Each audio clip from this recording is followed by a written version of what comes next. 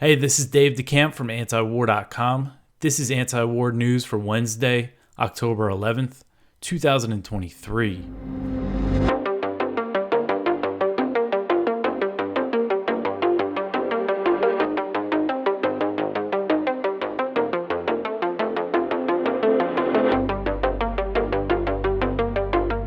All right, the first story at the top of antiwar.com today. Netanyahu tells Biden we have to go into Gaza.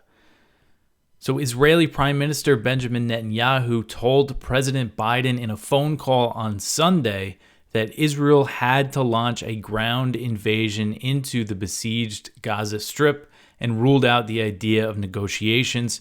This is based on an Axios report that was published on Monday. So this was a conversation Biden and Netanyahu had a few days ago, but I think it's important pointing out in the developments that we've seen since then.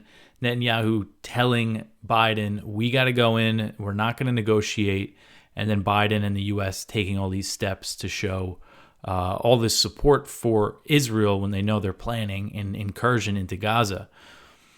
So on the same day as this phone call, U.S. officials told media outlets that they expected Israel to launch an invasion within 48 hours. It's been 48 hours since then. We haven't seen it yet, but it still seems imminent, like it's going to happen. The report said that President Biden did not press Netanyahu or try to convince him not to go through with the ground incursion, as the U.S. has shown no interest in calling for de-escalation. It's a common theme when it comes to the conflicts across the world. As I covered yesterday, Secretary of State Antony Blinken deleted a tweet where he said he was encouraging Turkish efforts to push for a ceasefire between Israel and Hamas. So since the Sunday Biden-Netanyahu phone call, Israel announced that it called up 300,000 reservists. It ordered a complete siege on Gaza and said that they were fighting human animals. And it's always important to point out that Gaza is populated by about 2 million people, and half of them are children. So Israel has kept up relentless airstrikes in Gaza since Hamas launched its attack on Saturday. Since the Hamas attack was launched, nearly 2,000 people have been killed. I mean, I believe that's a huge number, and this is the latest as of early Wednesday in Gaza and Israel. And I know, airstrikes are continuing in Gaza. I believe they're still counting the bodies in Israel, and rockets are still being fired. So, this is going to continue to rise. So right now, the death toll stands at about 1,000 Israelis and 900 Palestinians. And I'm not entirely sure if that Palestinian death toll includes the Hamas fighters that were killed in Israel. That might just be who's been being killed in Gaza, in the reprisal airstrikes. So President Biden delivered a speech on Tuesday. If anybody watched it, it was very hawkish. He came out in very full support of Israel, kind of outlined the things I've been covering that the U.S. is doing, sending an aircraft carrier, new military aid. And then the new development, which we'll get into, is that the U.S. has offered intelligence support and other types of support for Israel to go into Gaza and get hostages. So President Biden said in this speech, "In this moment, we must be crystal clear. We stand with Israel. We stand with Israel," end quote. And he looked very tired while he was delivering this speech, almost more so than usual. Okay, so the next one, getting into what the U.S. has offered Israel. The Pentagon offers Israel support for extracting hostages from Gaza. So the U.S. military has offered Israel assistance in extracting hostages that Hamas has taken into Gaza, Pentagon officials said on Tuesday. So according to Task and Purpose, the U.S. offer includes help planning the operation and intelligence support, not U.S. troops on the ground involved in the operation. So CNN first reported this offer, and they said that it would include surveillance and reconnaissance as well. President Biden did say in his speech that they offered them, intelligence and support and stuff, so it was confirmed. And Secretary of Defense Lloyd Austin made this offer to his Israeli counterpart, Yoav Gallant, in a conversation over the weekend. And since then, Gallant is the one who came out and ordered the complete siege, saying that they were cutting off, food and fuel and all that. So Austin told the Joint Special Operations Command, known as JSOC, to lean forward in providing intelligence and support to Israel's military.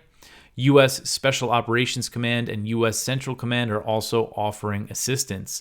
The U.S. is also supporting Israel by providing new military aid and deploying an aircraft carrier strike group, possibly two. We'll get more into that into the next one. And it's unclear how many hostages are in Gaza at this time. Hamas has claimed that it captured over 100 people, but Israel has not confirmed the number. President Biden said Monday that he believes American citizens are among the captured. So a U.S. official told CNN, quote, "We have not seen any hard numbers because it is so fluid and many are dual citizens. I think when the dust settles, the number will be significant," end quote. So on Monday, Hamas threatened that it would start executing prisoners if Israeli airstrikes did not stop, and the Israeli bombardment has continued. So I think this was a big part of Hamas's goals here, was to get prisoners, to get some sort of leverage, whether for negotiations or if they actually did want to provoke an Israeli invasion of Gaza, which, kind of looking back at the previous conflicts, the 2014 Gaza war, which ended with over 2,000 Palestinian casualties, it started with some Israelis were kidnapped and killed in the West Bank by Hamas-affiliated militants, and Israel, tried to launch a ground incursion into Gaza, but they didn't have much luck. They took some pretty heavy casualties. I believe a few dozen Israeli troops were killed, and then they just bombed Gaza, really heavy airstrikes, killed a lot of civilians, a lot of children. So that was the result then when they tried that in 2014, the ground incursion. All right, so the next one here, the U.S. might send a second aircraft carrier to support Israel. So the U.S. might deploy a second aircraft carrier to the East Mediterranean Sea to support Israel's attack on Gaza. And this is according to Pentagon officials speaking to Politico. I saw other media outlets report this as well. So in the wake of this Hamas attack, the U.S. announced that it was deploying the aircraft carrier USS Gerald R. Ford and its strike group, which arrived in the Eastern Mediterranean on Tuesday. So the Pentagon officials said that the aircraft carrier USS Dwight D. Eisenhower and its strike group, which includes several other warships that, the strike group usually includes a few guided missile destroyers. So they're saying that this aircraft carrier was already scheduled to leave Norfolk, Virginia this week, and that it might be ordered to deploy near Israel. The Pentagon said that the Eisenhower could leave on Friday and arrive in the Eastern Mediterranean at the end of October. So a double aircraft carrier deployment would be a pretty major show of force from the U.S., and it could risk escalating the situation. We know Hamas views the U.S. as being involved in this based on the support that they provide Israel, and this is showing that, really demonstrates it when the U.S. sends a big armada into the region. And there are some Shia factions in Iraq. I know Kateb Hezbollah was one of them. They're a Shia militia. They're threatening attacks on U.S. bases in Iraq if the U.S. intervenes. That's the quote that I saw. So intervening can mean a lot of things. It sounded like they're saying if they intervene directly, because they already are involved, as you can see from all the support they're announcing, and just in general, the support that the U.S. always provides Israel. And the Houthis in Yemen also said that they could take action. They have drones and missiles that do actually have pretty long range. I'm not sure what U.S. bases would really be in range of their stuff, though. But again, they said if the U.S. intervenes. So what does intervention look like to them? That's a big question. So right now, there's no indication at this point that the U.S. is directly entering the war with troops or direct airstrikes. There was a lot of rumors I saw on Twitter on Tuesday that the U.S. sent special operations forces to Israel and they were going to be involved, but I didn't see that anywhere else besides Twitter. It seems like that was based on this support that the U.S. offered for the hostage extraction, which I mean, if Israel tries to just go in and go out, it's going to be a disaster. Whatever kind of invasion, incursion, they try to send in a small extraction force, it's not gonna go well. So again, I think how this thing might escalate with the possibility of Hezbollah. There was some shelling from Syria on Tuesday. Israel fired back a bit. It wasn't clear who actually fired from Syria. It's not all controlled by the government. There's lots of different groups in there. But I think, again, if the U.S. does directly, let's say the U.S. started launching airstrikes, I think that the region would really explode. All right, so the next one here. So we have the live updates again from Middle East Eye. I kind of just, when I'm doing the show, just like to click on it to see what the latest is. And it's much more.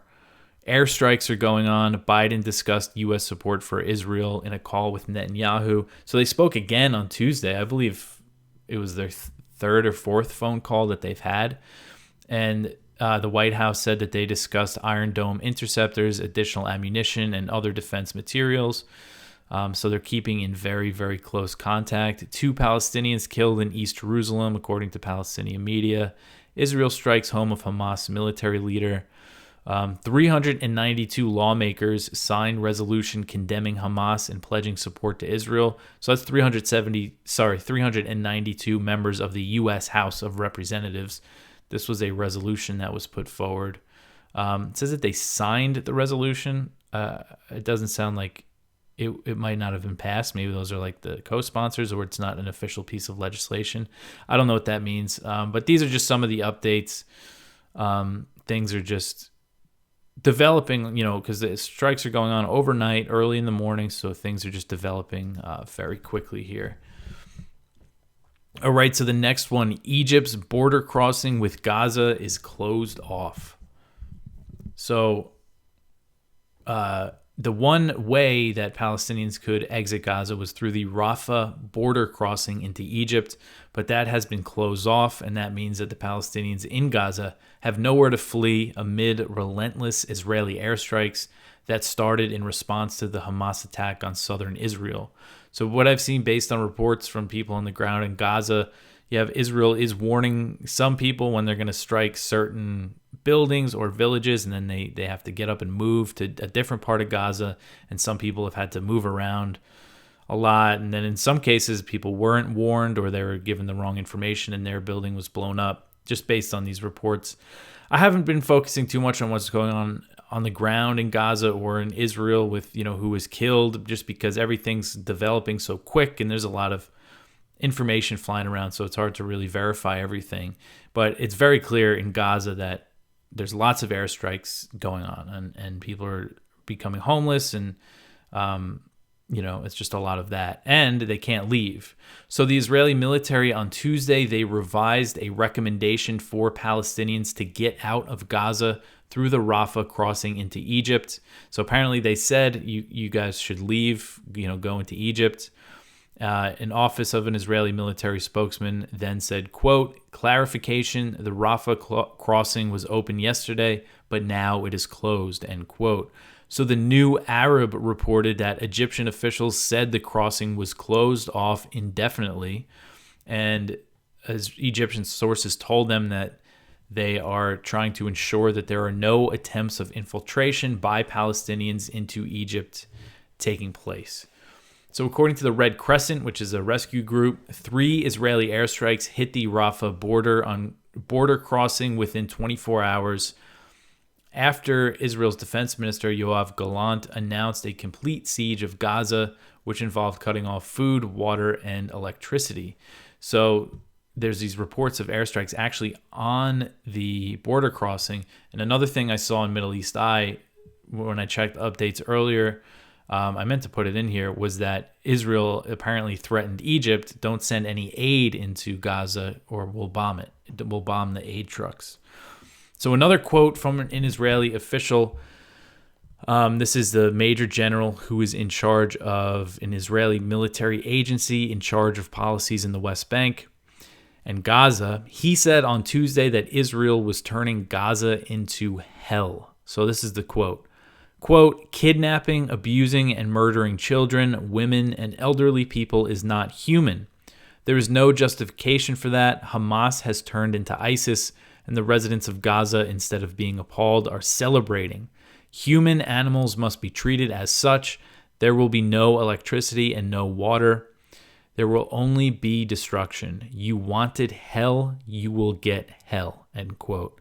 So again, Gaza is one of the most densely populated places on earth, home to over 2 million people, including about 1 million children. So all of those people are in a very, very horrific situation.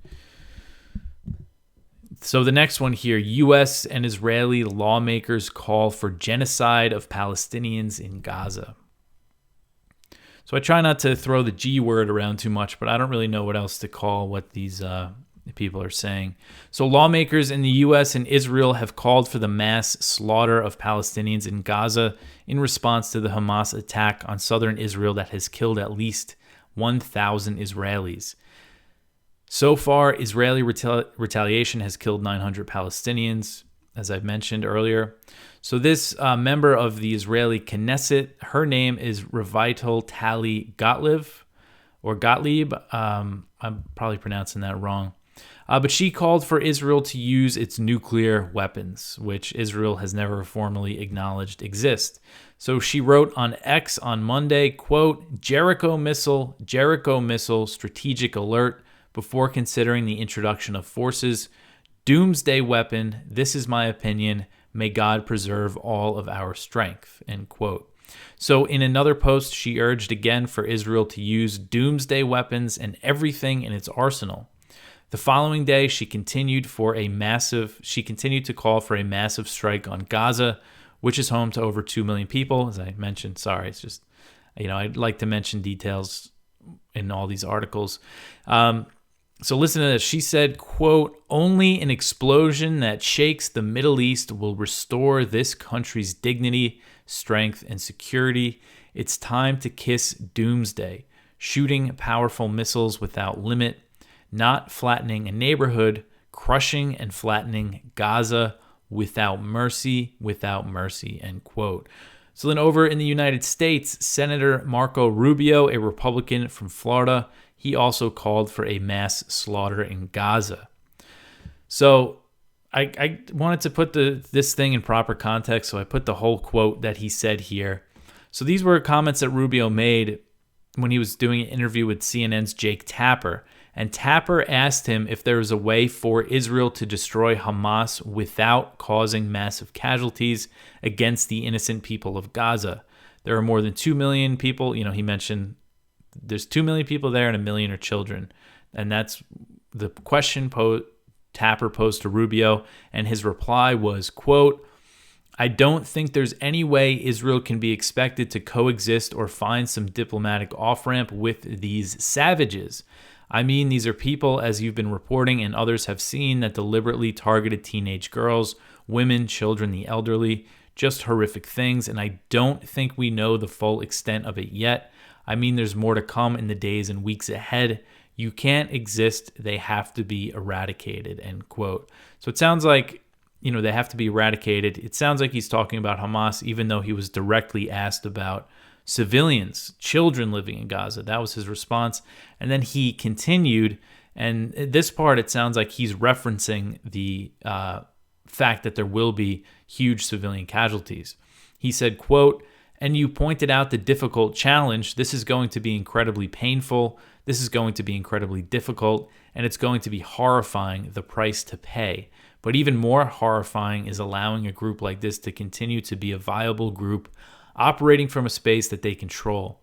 I wish in an ideal world, people will tell you that there is, but I just don't see any other option. It's a terrible option, but it remains the only option, end quote. So again, I just don't know what other word to call with these, what they're calling for here. Okay, so the next one here, Gaza bombing is focused on damage and not accuracy. And this is according to an Israeli military official. This article is from Common Dreams. An Israeli military spokesman admitted Tuesday what was plainly obvious to witnesses of mass destruction in Gaza, that the goal of Israel's ongoing bombing campaign is to inflict severe damage on the occupied territory, not to strictly target Hamas military installations. So this is Israeli Defense Forces official Daniel Hagari. He said, according to Haaretz, quote, "The emphasis is on damage and not on accuracy," end quote. And they mentioned some of the reports of airstrikes on a crowded marketplace, in damage to hospitals and mosques, things like that, of that nature, that are going on there.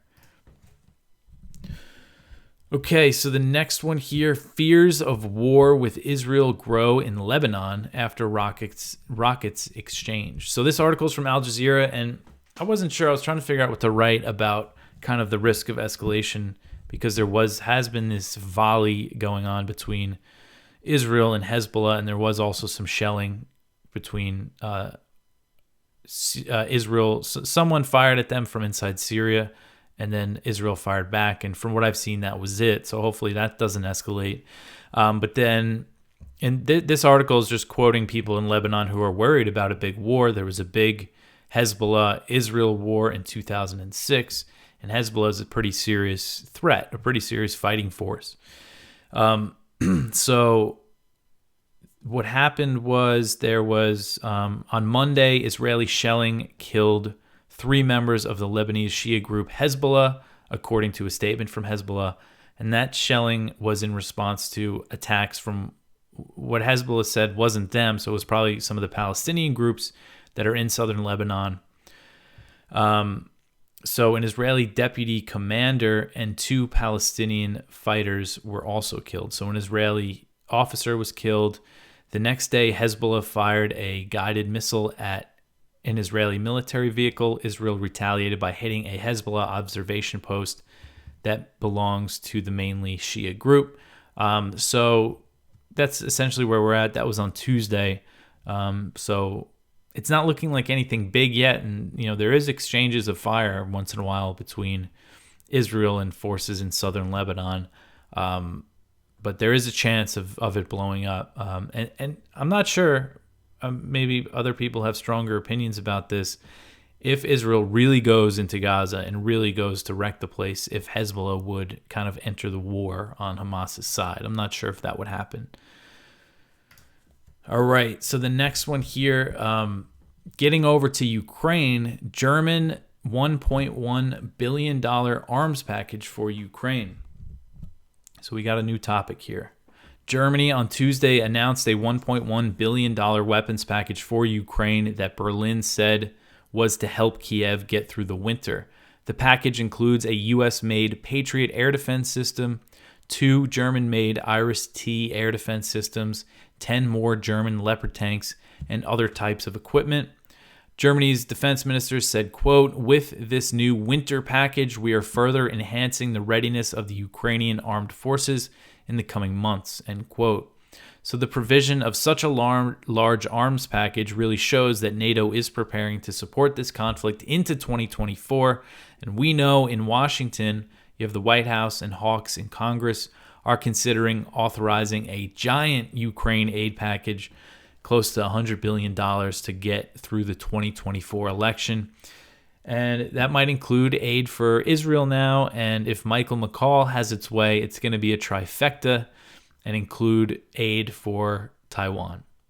So after initially being reluctant to go all in on the proxy war, Germany has become one of Ukraine's top NATO backers, second only to the U.S.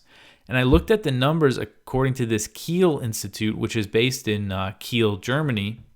And I didn't realize that Germany has gotten up to these numbers when it comes to military aid. According to them, Berlin has either provided or pledged to Ukraine with about $18 billion in military aid, compared with about $44.5 billion provided by the U.S. And that's just equipment that they've sent over there, that they've given them, or that is on its way. So, Germany is a heavy hitter now. And it's interesting because Scholz, the German chancellor, was very reluctant in the beginning. If you remember, in the early days of the conflict, he was explaining his opposition to providing tanks and planes by saying he was trying to avoid World War III. He was trying to avoid nuclear war. But now there's German-made Leopard tanks over there, more are on the way.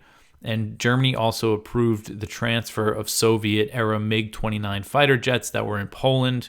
They initially were from the German military, so Germany had to sign off on the transfer. So, we just continue to escalate things here. That's been the name of the game when it comes to NATO involvement in the war. All right, so the next one here, this one is from Kyle over at the Libertarian Institute. Russian official says that there's no plans to alter nuclear test ban. So a top Russian diplomat explained that the Kremlin will not abandon its ban on testing nuclear weapons unless the U.S. detonates a nuke first.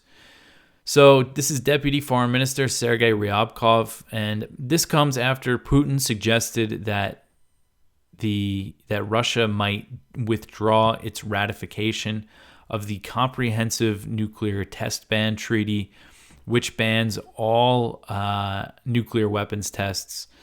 So the U.S. never ratified that treaty. The U.S. is a party to the Partial Nuclear Test Ban Treaty, which prohibits nearly all nuclear detonations except those conducted underground. So both the U.S. and Russia are a party to that. And then you had the Comprehensive Test Ban Treaty that a lot of countries signed, but the U.S. will never ratified it. And if you don't ratify it, that means you're not a party to the treaty. You don't have to abide by it. And Russia did ratify it, and Putin said they should de-ratify it. And, that got picked up in the media as him considering conducting nuclear tests. But for right now, Russia's position is they won't conduct any nuclear tests unless the U.S. does. So hopefully nobody starts blowing nukes up. All right, the next one here, the last story. Turkish airstrikes kill Kurdish fighters in Syria. This article is from Connor Freeman, again, at the Libertarian Institute. And this is just more, there's been so much going on with Israel and Gaza and Ukraine that this situation in northeast Syria isn't getting much attention, but things are heating up there pretty good. So Turkey continued launching airstrikes in northeast Syria on Monday against U.S.-backed Kurdish militias. According to the UK-based Syrian Observatory for Human Rights, at least 20 people were killed and dozens more were wounded. Turkey's latest air campaign against the armed Kurdish groups in U.S.-occupied Syria, as well as northern Iraq, began last Thursday, and it came after the suicide bombing which targeted the Turkish Interior Ministry. So the Kurdistan Workers' Party, which is the PKK, claimed credit for the attack, and both the U.S. and Turkey consider the group a terrorist organization, and Turkey considers them an affiliate of the SDF, which is the U.S.-backed Kurdish force in the north. Turkey says that the suicide bombers came in from northeast Syria. So this is just always a point of contention, and you had last week the U.S. shoot down a Turkish drone, which has never happened before. Again, whenever I talk about this issue, it's just such an example of what a mess U.S. policy in Syria is. The U.S. occupies about 1/3 of Syria's territory in the east. They're able to do that by backing the SDF, but their NATO ally that borders eastern Syria considers them a terrorist organization. So it's just a whole disaster there. And they say that they're there to fight ISIS, but the Syrian government and Russia, who has a presence in Syria, and Iran, they're all sworn enemies of ISIS. They'll fight ISIS if the U.S. leaves what little remnants there are of them in Syria. By remaining in Syria, the U.S. essentially just makes things harder to be reconciled between the other parties. But that is it for the news for today. Go check out our viewpoints. One from Ramsey Baroud. The Gaza war is lost, but will Netanyahu concede? One from Norman Solomon. Israel's 9/11 slogan to rationalize open-ended killing of Palestinian civilians. One from JD Tusili. Government watchdog calls out dangers in Section 702 surveillance. And one from Mitchell Plitnick, Hamas offensive, the result of DC's hostility to Palestinian rights. And our spotlight is from Gideon Levy, who writes over at Haaretz, And it says, Israel cannot imprison 2 million Gazans without paying a cruel price. And that is an Israeli writing in an Israeli newspaper. So go check all that out. Go on over to our blog if you want to see some other stuff. We have my appearance on Russell Brand's show there. A few other things. Statement from Code Pink on the situation. Conflicts of Interest, which is Kyle Anzalone's show. Go check that out. We repost to Ron Paul's Liberty Report that he co-hosts with Dan McAdams. They're really great on covering foreign policy. So go check that out. And if you want to read more about the situation in Gaza and in Israel, we have a lot of stuff posted lower in the page. Pretty huge sections of stories from Gaza and southern Israel. So please go check all that out. But that is everything for me. If you're watching on YouTube, subscribe to the channel, or if Rumble, Odyssey is how you prefer to watch, please subscribe. If you're listening to the podcast, you could leave a rating or a review. That helps out. Also sharing the show on social media. Follow me on Twitter at @TheCampDave. All that stuff. Get some more eyes on this show and our work at antiwar.com. That's it for me for today. I will be back tomorrow with some more news. Thanks for listening.